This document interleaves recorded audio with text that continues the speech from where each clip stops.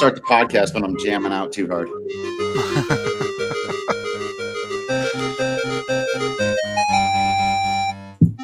Hey, welcome into the DNVR Gaming Podcast, brought to you by WGT Golf. You can get it totally for free at DNVRGolf.com. One of the most beloved golf games in all the world. Not is it totally free, it's totally fun. And like I said, get it at DNVRGolf.com. Play closest to the hole or full stroke play on all kinds of world famous golf courses. Challenge any of us here on the DNVR staff or a bunch of folks out there in the DNVR community. Have a good time with it, whether you get hardcore into the top golf stuff or you just want to play while you're standing in line somewhere. Either way, it's good fun for you. And we are back. I am your host, Drew Kreisman. Joining me are Nathan Rudo, Rudolph, and AJ Hafley here to discuss video games again for the first time in a minute because, well, for a minute there, we were all covering the playoffs at the same time. It's been a little bit of a unique year. We'll probably not ever do that again, but we'll see how that ends up going. For this episode, though, we do want to dive right back into sort of the big main topic in the gaming world right now, something we've all talked about just with each other, and now with the news in the last couple of days of a several-week delay from Cyberpunk 2027, a game that has been delayed several times. It allows us to talk about this modern era where games are becoming much more expensive to make, much more difficult to make, require much more man hours to make. And we're all becoming much more familiar with a term known as crunching, where workers have to put in insane hours to try to meet deadlines, which either can create a situation where games get released way too soon and oftentimes therefore broken, or we have these delays and people get mad that the game they've been anticipating, or sometimes like scheduling a day off of work or getting ready to buy for somebody for a birthday or Christmas or whatever, all this stuff gets delayed.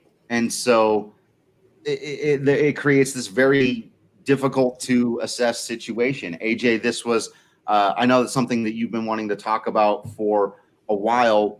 You know, where did you first really start coming into this part of the conversation? We've all been gamers for a long time. I'm not sure I could put my finger on the moment where, you know, I went from somebody who just cared about when the games came out and whether or not they were good versus somebody who now recognizes there's a whole group of people that have to make these games under certain circumstances and conditions, and we should maybe be giving a little bit of thought to those people. Yeah, you know, workers' rights, you know, and how that impacts the development of games is certainly one of those things that's been a louder conversation in recent years. It's something that I think has become a lot. It's really come into play a lot more in the last couple of years as people who worked on major projects. You know, we've seen major studios like Naughty Dog where people are just pissed. You know, they come out and they talk about it and they're like, hey, this is not, you know, this is not acceptable. We're working 18-hour days for 8 straight months. We've got to, you know, and sometimes I'm at work and I'm waiting for this guy to finish this thing, and that guy's waiting for another guy, and it just kind of it just sort of trickles all the way down, right? And spirals into these dudes working insane amount of hours. And you know, you're sitting there thinking, you're like, God, given the work that they're doing, how much they're making, the hourly rate that they're getting paid is garbage right now. I mean, it's terrible, right? Yeah. I have way more issues with pay rates and job security in the business than I do with crunch. Like, crunch isn't good, obviously. Like, in a perfect world, there would be no crunch, but in the same world where you have super crunch, you get the job done, and then half the staff gets laid off. Like, that's where the problem is for me. Totally, right? Like, this is interesting because we all have our own unique experience with this because, well, in order to get a job in sports, at some point you're going to have to work long hours for sometimes actually no pay, sometimes next to no pay. sometimes putting it off and expecting it at a later time. And we have all dealt with that, where you work out of the passion of it. It is a labor of love, but you do expect at some point for there to come a sustainability from it.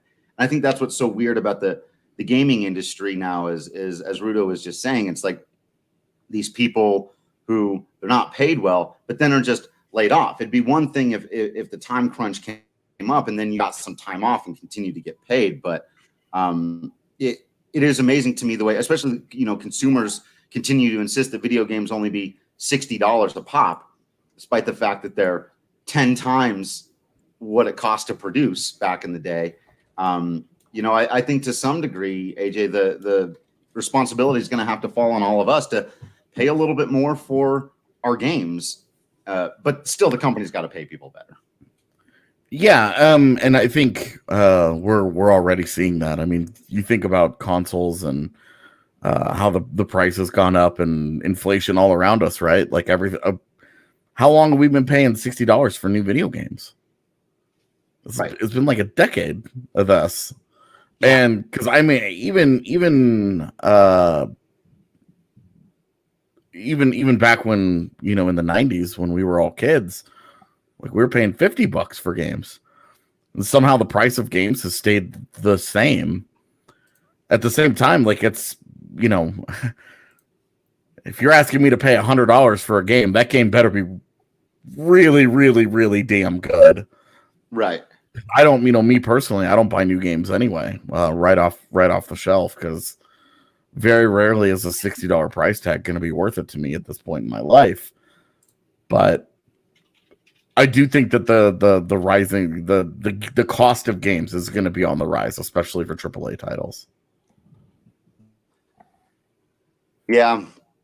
I mean, they're just going to have to be, right? Like you said, but I'm with you. There's got to be a middle ground there. And I also think that there just has to be an expectation, like you talked about at the beginning, how long it's going to take games to make sometimes. And this is easy to say, somebody coming from where my favorite franchises conditioned us to this over the last decade and a half, where Final Fantasy games now take half a decade to make. And that's just how long they take. And well, yeah. And you talk about AAA titles, that's how long they used to take. And then you got companies like Activision that rolled in and decided they were going to squeeze every single dollar out of every major franchise. Yep. They were going to dedicate multiple studios to annual titles. And they changed how the business was run.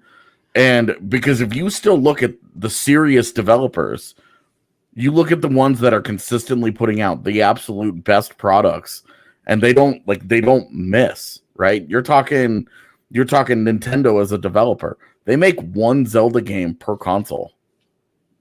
Like there's one. I mean, Rockstar has made, Rudo, you and I were talking about this the other day. Yep. Rockstar's made like 6 games in 20 years. Yeah. The hard part about that is those companies are not exempt from the crunch. CD Projekt Red, notoriously one of the worst companies in the industry about crunch, where they make The Witcher pretty much, and now Cyberpunk coming shortly.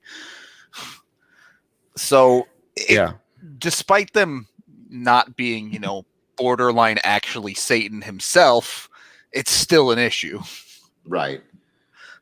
It's you're right. It doesn't totally solve the issue. It's and I do think the answer, because there's always going to want to be people, just like in sports. It's the same thing where there's always going to be people who want to do it for the love of it. There's always going to want to be people who want to work on video games, because who doesn't want to work on video games? Like, that sounds awesome. If I wasn't doing this, I'd want to be doing that. But we've got to, I think one of the things that, as somebody throughout my 20s, either made my income through music or sports writing. So it wasn't exactly regular flow of cash.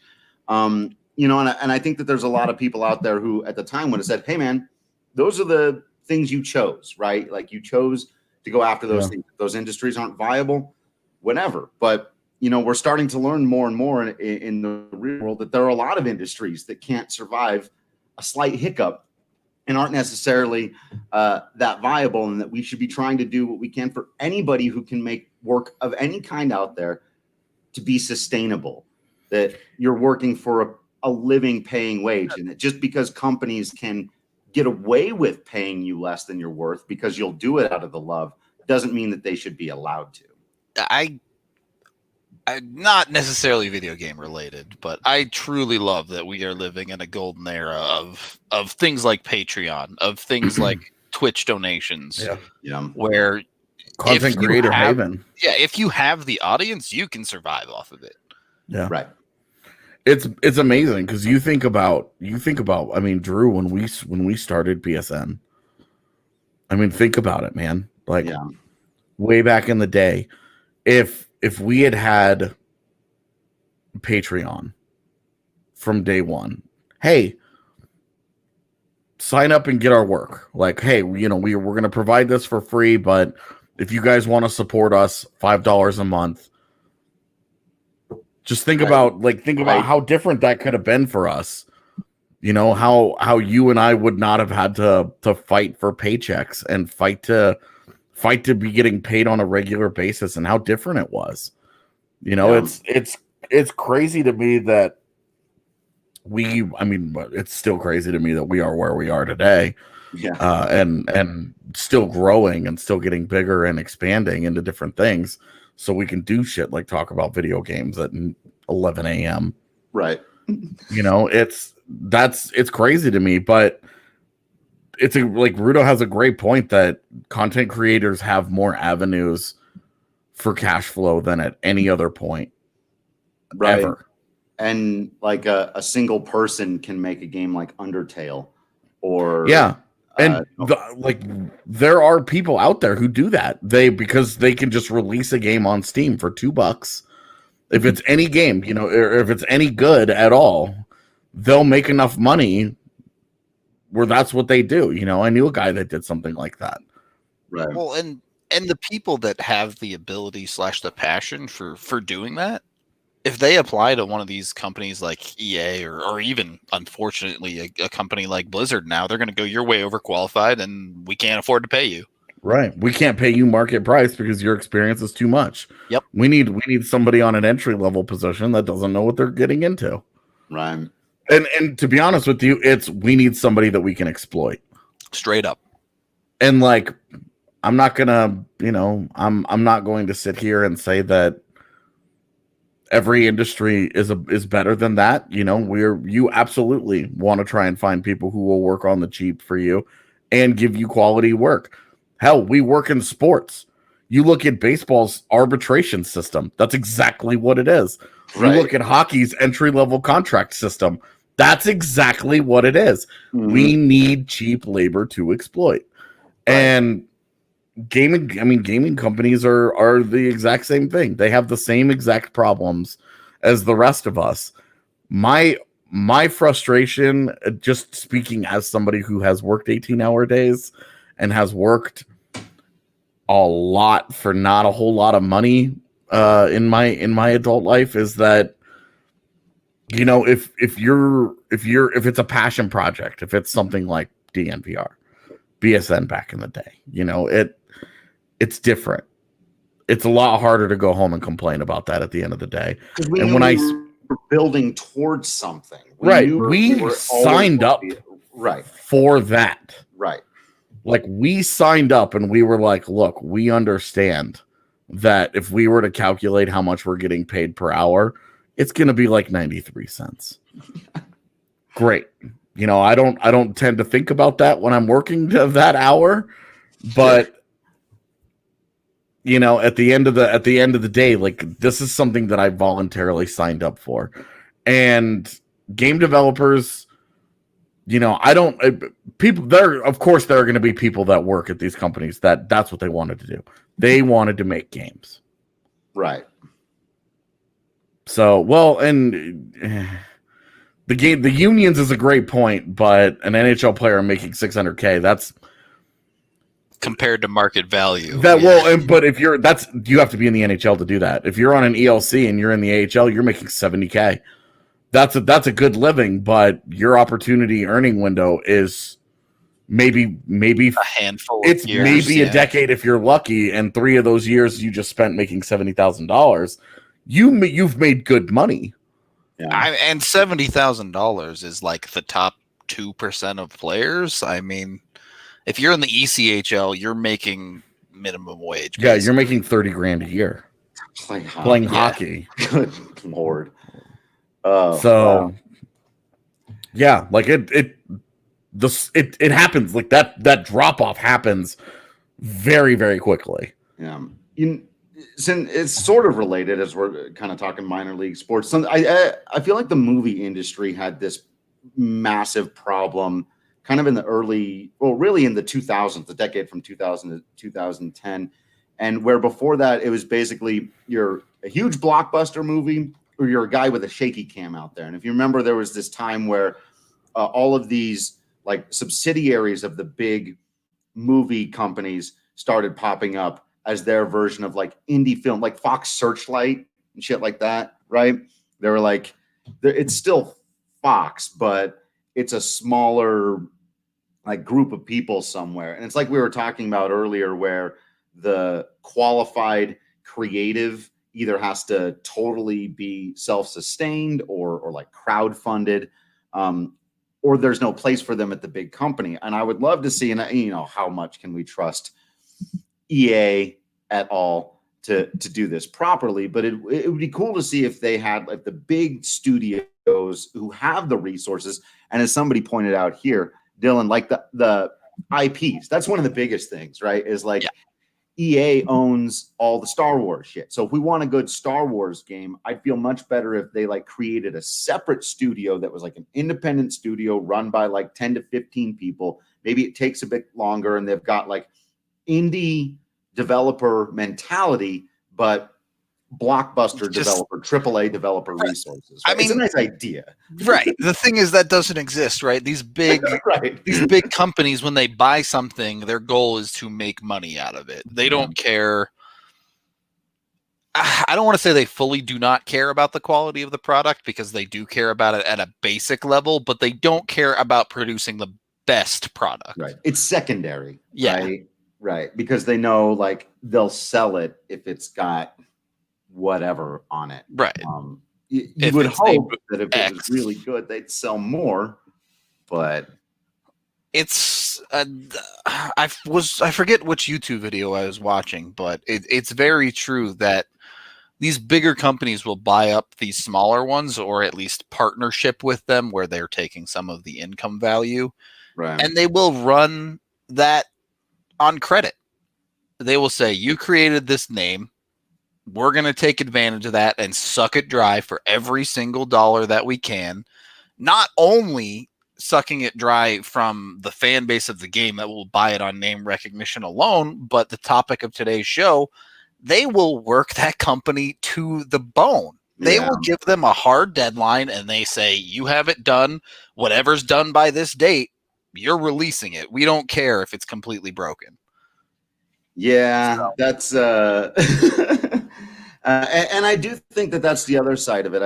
I think that, we talked about audience responsibility earlier, and it's like, will we have to accept like paying a little bit more for games? Those two things could go hand in hand, because it's like AJ said, we'll be willing to pay more for games, and this could maybe even be what forces the game industry into doing this. But we're going to have to be more selective, right? If I'm paying $70-$80 for a game as opposed to 60, well, then it better be quality. Then I'm not going to buy it just because it has Star Wars or Pokemon in the title. Like, it's better, it better be a quality product. So that would be interesting, because the only way to solve that problem is, and I always struggle with this because I hate telling people, especially when they legitimately enjoy a video game that hasn't reviewed well and the consensus is like, screw that game. And they're like, I had a really good time. Like, I hate telling people that they should feel bad about a video game they enjoyed. But the only way to stop companies from exploiting that exact dynamic you just laid out is for people to stop buying crap. Don't buy it. It's speak with your wallet. It's that simple. Yeah. And it's kind of like the lesser evil of two options, right? It's like if you don't buy the game franchise might die. Right. But if you do buy the game franchise, you're going to watch it become a husk of what it was and sell out entirely. Yeah. Yeah, it's tough. And, it's interesting. The franchises I just named a minute ago have in the last couple of years released both really good and really terrible games. The Star Wars Jedi Fallen Order was, by most accounts, pretty dope. I enjoyed it. But there have been some awful, embarrassing Star Wars failures. I'm blanking on the shooty ones. Battlefront. I wanted to scream Rogue Squadron. I'm like, no, not the fly, the shooty. The Battlefront games were just embarrassing, right? Pokemon had kind of the same thing where Sword and Shield were just blah, but the new actual update to the franchise, the new colors, can't remember, whatever, dope. And so it's like, I don't know, man, because just releasing one good game and then a slew of crap ones is also not a great solution to the problem. It's a legitimately hard thing to tackle. Sports games franchises are the absolute worst at this. This is why everyone hates EA is the sports franchises, and it's at the point now where EA doesn't even mess around with it. They're like, oh, we literally just copied last year's game with essentially nothing new. And every couple of years they're throwing an update like, yeah, we added this new game mode or whatever, but you're paying $60 a year for roster updates. That's what you're paying for, be honest. Yeah. And not even that, I actually think it's even gotten worse, especially with Madden. It's gotten to the point where the new iteration of the game is actually worse. Like they try to fine tune a singular mechanic without necessarily addressing any of the rest of the game. They end up creating glitches that never existed before, shit that just doesn't work, that doesn't make any sense. It's become less and less of a realistic football game over the last 3 or 4 years, with only that's what's crazy to me, because it used to be, well, at least it's the same game. Maybe you get one additional feature and a roster update. As much as I hated that, that was almost worth it for me, the hardcore sports video game fan, right? Like maintain or slightly improve your quality and give me all the guys I didn't have last year. It's crap, but like you said, there's no innovative spark. There's no artistry there, right? All right. Like video games growing up, the things you loved is you saw something you've never seen before. They did something super cool. Even in sports video games, MLB Slugfest. Yeah. Hell yeah. I want to run down the first baseline and punch out the first baseman. Yeah. That's awesome. I've never seen that in real life. Especially if it's Justin Turner. I don't want to get near that guy, to be honest with you. Actually, yeah. Yeah, I'm good. I'll pay someone to punch out Justin Turner. I don't want to do it. I don't want to get anywhere near him personally. Good call. But no, I'm honestly the lack of innovation in the sports games is it's become frustrating, and really it's because it's just a non-competitive market. And if you're a game developer, why would you try to invest in competing with EA when people are just, there are alternatives. I mean, there's Pro Evolution Soccer exists. People are still buying FIFA. Here's the thing, though. It's not a fair fight. It's closer with soccer, but with the major North American leagues, EA has exclusive rights with the leagues. Yeah. And that's the worst decision possible for the sports video game industry, is that all the leagues agreed to exclusively be with EA. When that wasn't the case and they were selling their rights around, you had Midway, had Blitz and NHL Hits and Slugfest. You had the Adrenaline sports games, which I talk about all the time. And then you also had the other realistic sims. It's funny because the franchise that survived is the 2K games, the NBA 2K games. Yeah. And NBA Live was the franchise that just disappeared. It was so bad it disappeared. and nobody seemed to give a shit. Yeah. It was fine. And then, but then, you know, the NHL 2K games, anybody will tell you that if you played the NHL 2K games back in the early 2000s, they were really good. They were a lot of fun. I preferred them to the EA NHL series. And yeah, Madden, I mean, part of what made Madden so good is that it had to compete. Yep. Yeah. Because in the early 90s, you had like the Brett Favre, you had like Joe Montana football, right? And then you had like the Brett Favre, like, yeah, you had NFL Game Day, and then you had like the Pro Quarterback Series. Like, there were things that Madden had to compete with. It had to be good. Yeah. It had to be better all the time. And, you know, And now they have an exclusive license. Everybody hates it, but everybody buys them because they feel like they have to play their sports games every year. And this is competing with another company is so much better than competing with a deadline. When the only thing EA is competing with is having the sports game out as soon as possible, what happens? They cut content. End of story. To get the game out in a state that is sellable, and that's it. They don't care. They may be planning on something and they say, oh, well, we can implement that in next year's game or down the line somewhere or whatever. And they just need to get the game out. Yeah. You know, it's funny because like the Be a Pro stuff was such a huge innovation. It was. And it appealed to all of us because we all make, let's be honest, in every one of those sports games growing up, we all made ourselves as players. Yeah. And dropped them onto franchises. It was way more fun to work up to that 99 overall instead of just being like, well, I'm a 99 overall monster that does everything at the highest level possible. No human has ever been this great. Yeah. It was way more fun. And then like they implemented it and then they were like, see you in 10 years when we try and tweak it. Yeah. Yeah. Yeah. Stuff. It really does. As talking, I was thinking about the pro wrestling industry and the way it was unequivocally at its height. WCW was battling WWF back then, and there was very real competition, and they were losing in the ratings for the first time ever, and they had to innovate and do different stuff. And then they ran those guys out of business, and for a decade, their ratings plummeted, and they didn't innovate, and they fell into boring ass patterns. And now there's a new kid on the block. They got a show on TNT. They're innovating and doing stuff. And suddenly all of it's better again. It's like, it's not even complicated. It happens almost immediately when someone puts that pressure on you to just, there's one alternative. If people don't like your thing, they can look at that thing and go, oh, I like this better.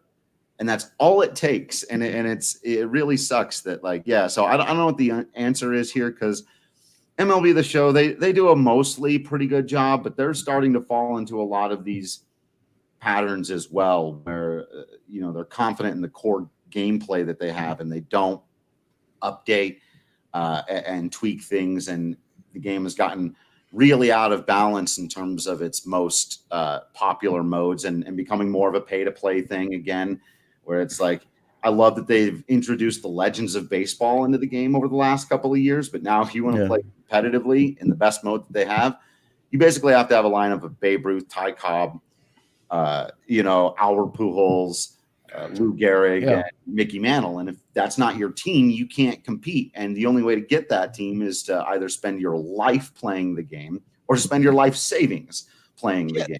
I mean, you guys say we have to spend more on video games, but they have you buy the $60 game, and on day one for MLB The Show, you got to drop $100 on stubs to even be competitive. Yeah. Right. To be honest with you, I don't mind microtransactions, but there needs to be a balance. You can't be charging me $60 for a game that you're going to fill with microtransactions at every turn. I like the fact that you can avoid them entirely. Like if you just don't play those game modes. I don't play the Ultimate Team game modes. I don't think they're very cool. I don't have very much fun with them. They just simply don't appeal to me. So the microtransaction thing doesn't bother me. I also don't mind that it's a way for developers to make money on their games after they release them. Right. Instead of garbage DLC which they held back from including in the original game specifically for it to be DLC, we got the world of microtransactions. I'm fine with microtransactions for things like cosmetics. Skins. Yeah. Aesthetics are perfect for microtransactions. Pay to win is garbage. Player power behind money that isn't in the upfront costs feels terrible. I just want to know what I'm going to pay for the entire game up front. I want to be able to play the whole game at whatever price point it is. If that's $120, it's $120. But I don't want to pay $60 and then find out, oh, there's $15 here, there's $15 there, here's another $30. Like, that's what sucks, whether it be DLC, microtransactions, or whatever. Says a dude who has spent a lifetime playing World of Warcraft. Yeah, but I know the price going in there. I know it's going to be $15 every month. There's no hidden surprise of what the price is when they release the new hot thing, and I have to pay another $30. And then you have to pay $15 a month because.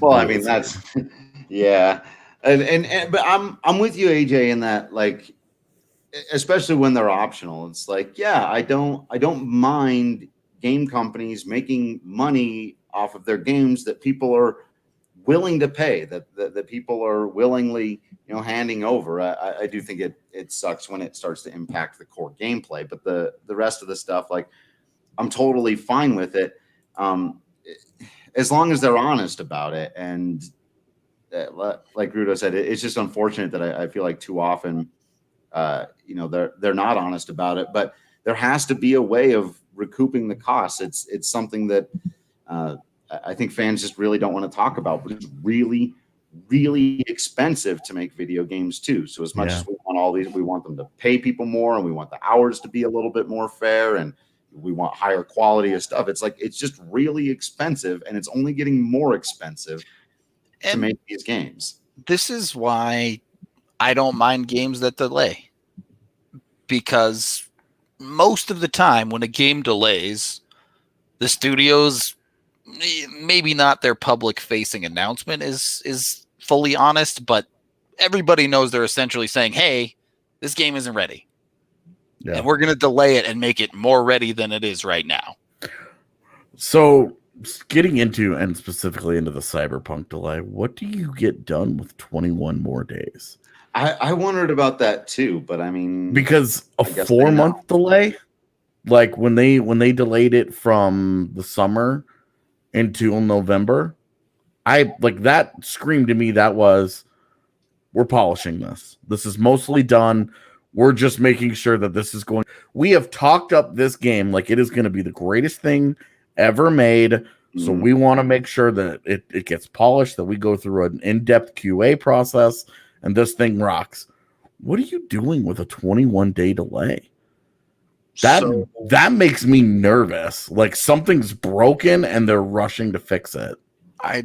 What their announcement said is that they have concerns about testing this on 9 different platforms, that being all the current and next-gen consoles, as well as PC, Stadia, and some other random ass thing. Right. But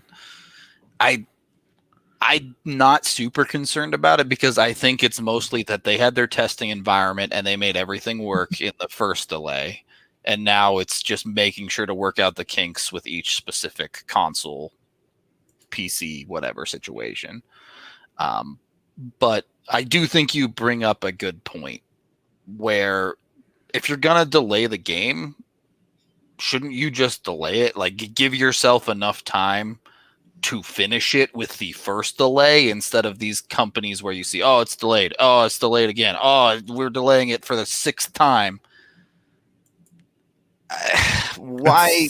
At some point, like, you kill your own buzz. Right. Yeah. How poor are you at projecting how long it's going to take you to build your own damn game? Like, right.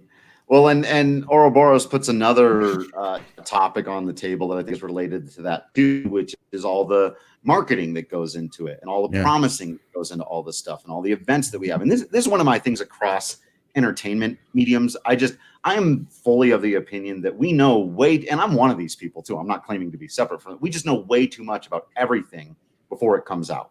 Wait, I've movie stopped trailers following game give us development for this reason. Yeah. Like movie trailers, I honestly believe this, and we're not going to get into the whole debate right now, but I believe that movie trailers killed Batman versus Superman Dawn of Justice. That it wasn't as much the stuff that happened in that movie. I know, but I am fully of the mind. Imagine if people had no idea that Wonder Woman was even going to be in that movie. Do you think they would have responded to it exactly the same way? Especially when she shows up and does all this stuff. Now, all the same problems would still be there, but tell me that wouldn't have had a different emotional impact. If The movie would still be bad, bro. It would still be bad. You give away the reveal of the most important character in the movie in a trailer. You're ruining any emotional impact that could possibly have from people sitting there actually watching it in the theater. Well, that particular movie or not, we do stuff like that all the time, whether it's movies, games, shows. Like it's way too much. You think about to use this as a springboard. You think about Mass Effect 2. They didn't tell you Garrus was going to be in that game, right? He just showed up. They talked about the Archangel, and you were like, "Who is this dude that's killing these gang members?" And then when you show up, and Garrus walks out with his face all bloodied up and shot up, and you're like, "That's my guy." You got super excited about it. Yeah. So, like, I'm with you, man. Like, I love movie trailers, but there are definitely movies where you no longer need to watch them because you watch the trailer where you're like, got it. That was the beginning, the middle, and the end. Sweet. I'm out. Thanks. Hey, you just saved me 2.5 hours. It's a tough balancing act.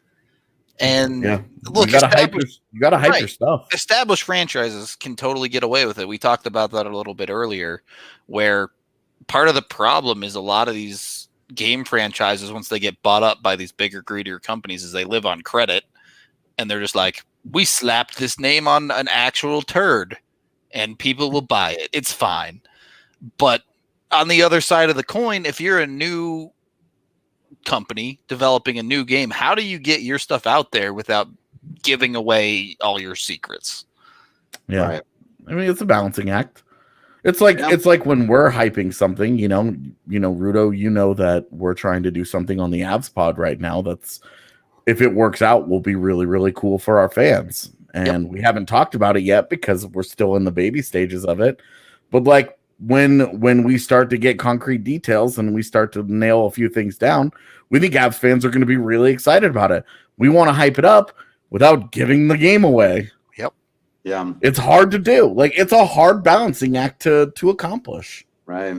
And, you know, now we've got E3 and the Tokyo Game Show. Now every company has their own, you know, event to come to and check out all of our stuff. And you know, we're promising release dates. There are also certain tight windows too that create these problems where it's not just a matter of, hey, they promised the game was going to be out a certain time. There's a huge difference between being able to release your game on December 24th or 25th and being able to release your game on January 4th.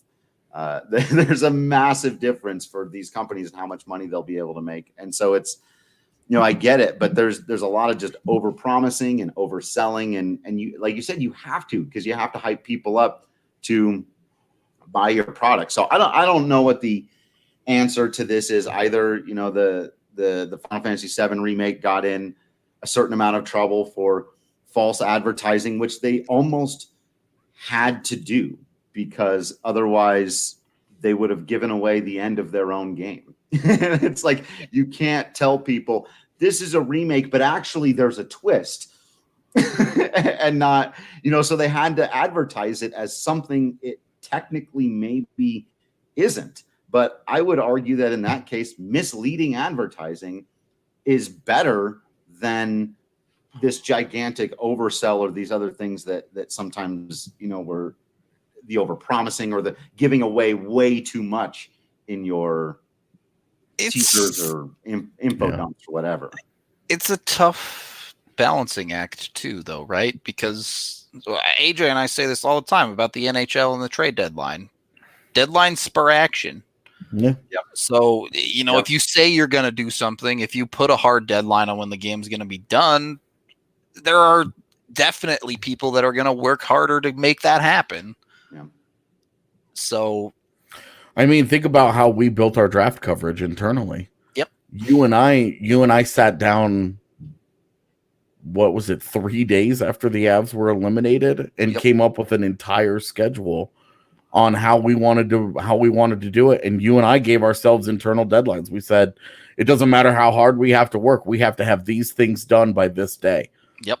Because we don't want to be morning of the draft to be scrambling, trying to finish certain things. Right. We wanted to be done with our side of stuff, and we were completely done, but we set hard deadlines to make that happen. Yep. We were honest with ourselves and said, okay, we need to do these. These are the things that we have to get done. And we have to put all of the hours in to make sure that this is what happens. And when you're getting into the game devs, they have the lead time on their projects. I mean, you're talking years. 18 months they give themselves here, where it's like, all right, well, we need to have these schedules and these schedules. And this is where I would love, for us from the gaming pod side of this, I'd love to get a hold of one of these guys, to get a hold of one of the devs and be like, hey, come talk to us about this. Yeah. Come tell us your point of view from this. I'd love to hear about their experiences with Crunch and what the actual schedule looks like for them, and how some of these companies can consistently end up in these situations. Now, obviously, like right before something big happens, everybody's always going to be scrambling around trying to get a bunch of work done, trying to make sure everything is finished and perfect, and you're worried about it. That's inevitable. But 10 straight months of 18-hour days, something's gone terribly wrong. There's a difference between last-minute scrambling on a game that you're going to release and might have some bugs, and releasing a completely unfinished game. Like, right. Massive, massive difference between those two. Right. And when industry standard. Yeah. What's that? The crunch, like you said, the massive, and it would be another thing if it was like, hey, every once in a while this happens, or it happens for even a week or two, as opposed to the days or two and here and there. But now it really has become industry standard. It's basically expected that you're going to go into these crunches, and that's exploitation again of the thing we're talking about before. The fact that there's always going to be more people who want to work in video games than there are people who get to work in video games. Just like there's always going to be more people who want to work in sports than who get to work in sports. But that doesn't mean that the people who work in sports or the people who work in video games should therefore be exploded and paid. Exploded. They shouldn't be exploded either, but they shouldn't be exploited and paid less than what they're worth. And at the same time, part of the way that you stay working in an industry that's really hard to get into is that you go to the mat for your project. Right. Right. It's a brutal cycle, because at some point you're going to have to do it. Yeah. Like at some point you're going to get into this job, and it's not like, oh, hey, it's hockey off season. Now I get to just chill, and all I have to do is an hour of podcast a day, and that's it. And I got 23 hours a day to do whatever the hell I want. Sounds nice. Like there's still things going on, but then during the season, it's like, it's go time. Yep.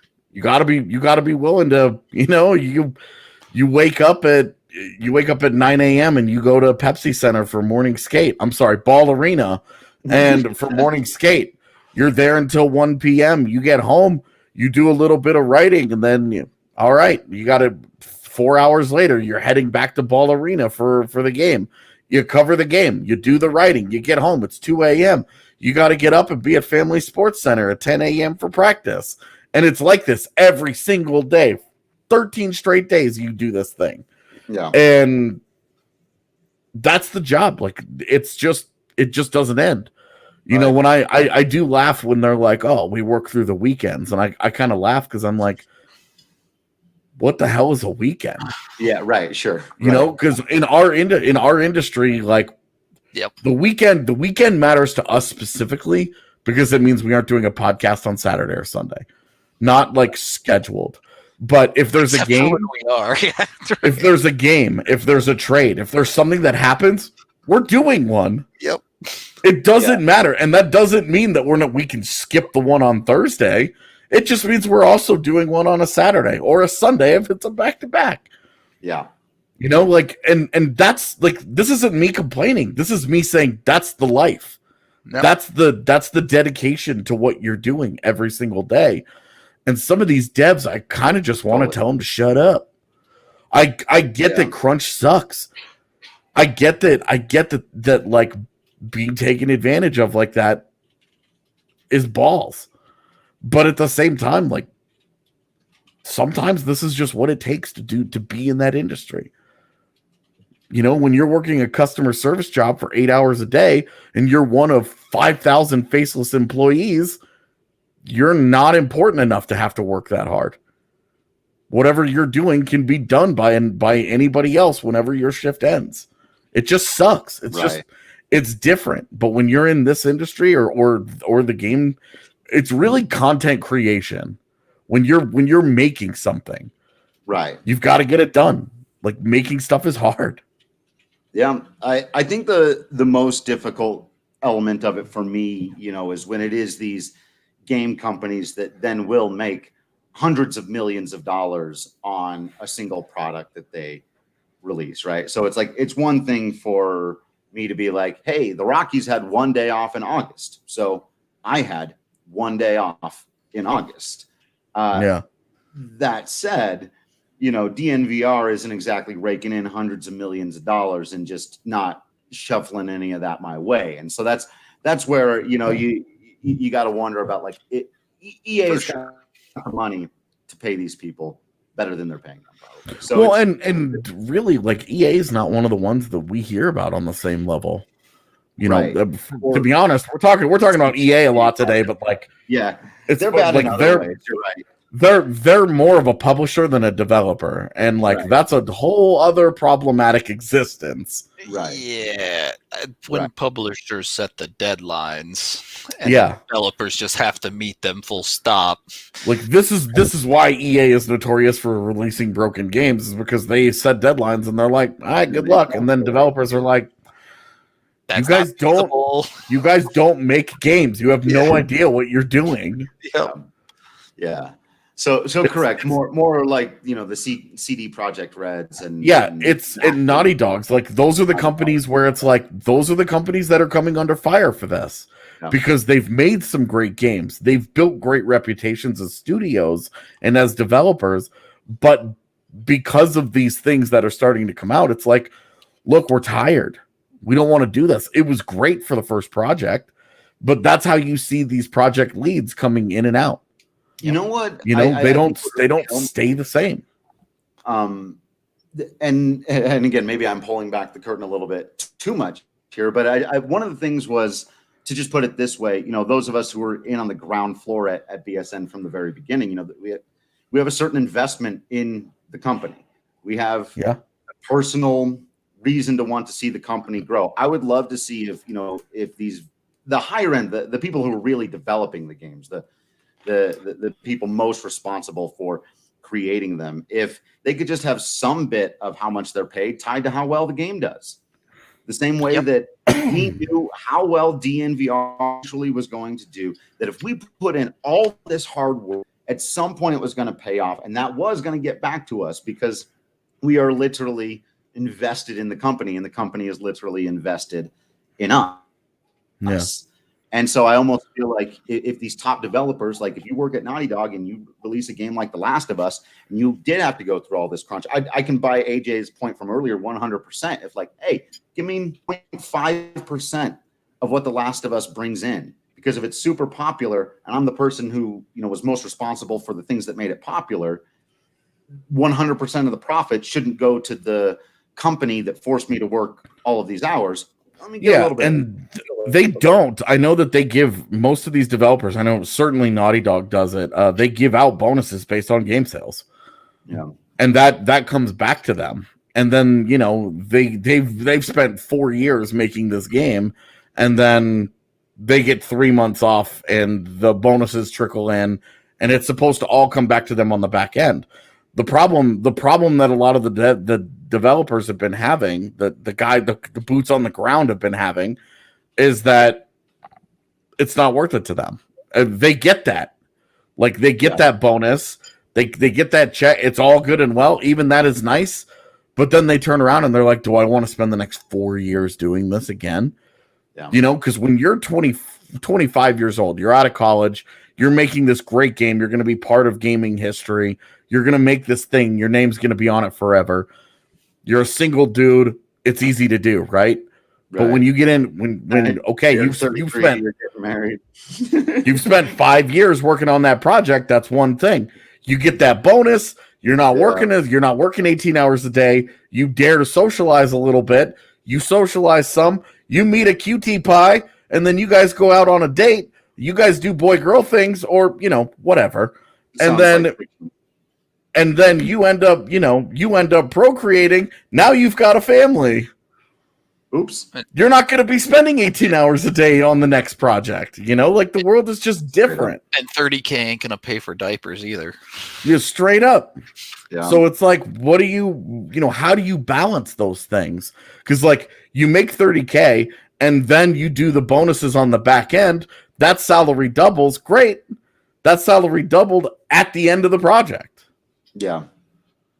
So it's interesting how that works out and how it breaks down, but it's, you know, for a lot of these people, just the grind of what it takes to make these AAA games, it's not worth it for them. And it's hard to keep talented people in an industry when you can't properly incentivize them to keep them around. You think about the guys who made Diablo 2. Ended up being the same guys who bailed out Marvel Heroes after that disaster of a launch. They were the ones who reshaped Marvel Heroes. Game was awesome. Game ended up being really good. It made a decent amount of money. Then the studio closed and everything fell apart. Those dudes aren't even in the industry anymore. They just bounced. You're talking about guys who have made massive marks on the industry, not even a part of it anymore. Those dudes just left. And it's like, how do you properly incentivize that level of talent? It's one thing to have like a developer that's just, you know, a guy that's working on a you know, he's in charge of, you know, quest design or something, just some random job on a game, who's just like, you know, this isn't worth it to me. And then he bounces. But if even people at the highest levels are just like, this isn't worth it. Like, Halo Infinite's project lead just left. Yeah. And it's like, that is like a dream job in the gaming industry to do that. Like, that's like a GM quitting halfway through a season because he's like, F this. Yeah. Who's the football player that quit at halftime? Who took off his jersey and retired at halftime? Vontae Davis or something like that? That's it. Yes, Vontae Davis. Just quit. I mean, he was just done. Yep. Sorry, Rudo. No, it's tough. It's legitimately hard when you have people like quitting jobs like that, jobs that they should love, even if it is a lot of work. It certainly seems like there's a problem there, and the problem is, I think it feels like there almost is no alternative when it comes to AAA games, because every modern AAA game, there's stories about this. Dating all the way back to like Halo. There are stories on stories about teams that are going through insane crunch. Their workload is absurd. And to some extent, you get, all right, that's fine. And then you hear about Chrono Trigger almost killed a couple of them. Yeah, and it's just insane work. And then what kills me, no pun intended, is not only was the workload insane, then you hear about all the stuff that got cut from the game that didn't even make it because the deadline was so hard. Right. And you think about the stuff, you're like, I'd have waited an extra year for that. Yep. Right. For sure. Right. Like, that would have been awesome. Yeah. The entire extra Final Fantasy 15 had a whole extra game cut from it. Like, well, that probably for the best. Cool. Yeah, I mean, it was huge enough as it was, and that game is still dope. But when you hear about the stuff that got cut out, you're like, we would have waited. We had already been waiting I think literally 8 years for that game. Well, and at that point, you're like, Just do what you want to do. Whenever. It's just the whole industry is so weird. One of the most popular mods for all of the recent Bethesda games is called Cutting Room Floor, where they just go into the game files and put the half-finished stuff back in the game, and they're like, "Here, look at this. This would have been cool, huh?" That's awesome. I wonder what like a company like Valve seems like they get everything into their games, because they're like the Daniel Day-Lewis of video gaming. They only show up once every 6 years. Everything's amazing, and they're just like, we had no problems. Here's something awesome. We'll see you guys next time. Valve, you just never make a third in any title, and you're fine. You know, it's so funny. Gorga and I were talking about Left 4 Dead 3 and how they took so much flack because Left 4 Dead was really popular. People devoured it. It was super fun. Yeah. And then they made Left 4 Dead 2 like a year later. Yep. And people were like, "This is Left 4 Dead 1.5." And they were like, "Oh yeah? Okay." And now it's like Left 4 Dead 3. There's starting to be some news about it where it's like, "Oh, this is actually in the works." And they were like, "You guys said we did the last one too fast. We'll wait." Love it. It's the answer, right? Like, just take a little bit of time and make your shit good. Yeah. Does that cover it? and try to pay people a little better. All right. Yeah, I mean, really, like, to be honest, like, I get that I'm like the Nintendo fanboy, but I say that they're the best game developer because they just don't miss. Like, their AAA titles are fantastic. They deliver. Like, Breath of the Wild is a masterpiece. Yeah. You know, you look at all of the 3D Marios that they've made over the years, and they're freaking incredible. Like, they're so good. And what they do is they make games with a certain attitude. They have a certain identity as a company. They stick to it, and they take the time. When have you ever played a Nintendo developed game and been like, "Boy, this feels unfinished. This is really rushed." Right. They just don't put themselves in that position. And I don't understand why Rockstar is kind of the same way. Rockstar is one of my favorite developers because you know what you're getting. They do one thing, they do it better than anybody else, and they do it right. Well, and it's you like, know what? Like, where Nintendo have you guys and been? Rockstar, like, and I would throw Square in there as well. And I think one of the things all those companies have in common is a continuity of leadership. Like, there's been people come and leave companies, like that happens. But you look at the leadership groups, like Shigeru Miyamoto runs Nintendo. He has for a very long time. And he's got the same group of very trusted advisors around him, and they set the standard, and that standard is followed. And it's the same thing with Yoshinori Kitase at Square. He's been there since the early 90s, and they have a certain standard, and you meet that standard. And if you don't, you know, at least on their AAA titles, they're not releasing broken stuff. And it's Rockstar does the same thing. Bethesda. And they all have these. Bethesda releases broken crap all the time. Yeah. You're talking about some of the few major companies that it feels like they still have some passion for their product. It's not about the dollar at the end of the day. Well, they know they're going to make the money eventually. Right. They know it. Be fine, but so they build shit that they actually want to make instead of EA telling another company that they just bought to go print them money instead of making a fun video game. Right. And, I mean, that's how you end up with those Battlefront games, dude, where it was just we talked about this when you were gone. The Battlefront games. They were so bad, man. It's like Bethesda's the great example of the company that used to do it right and then just stopped when everybody left. Yep. Like, not everybody, but you know, that when it stopped being about the people that make the games and just the name on the front. And but did you know you can play Skyrim on your refrigerator? Well, and it's like they've done the same thing with Skyrim, but like you look at what Rockstar has done with GTA 5. Yep. It's seriously, you're telling me this is going to be a launch title 8 years after it was released for the PS5? Right. What? That stuff is Squadrons does look good. I will give it the credit that the game does look solid. I mean, they're not all going to be bad, right? I see me pointing out some of the, the Square development failures over the last little while. You're not going to hit on every single one of them, and all of those games turned into successes. Like, you're not going to have development processes that don't go through some hurdles. The fact that they tried to create a system that didn't work and spent a lot of money on it, like, that sucks.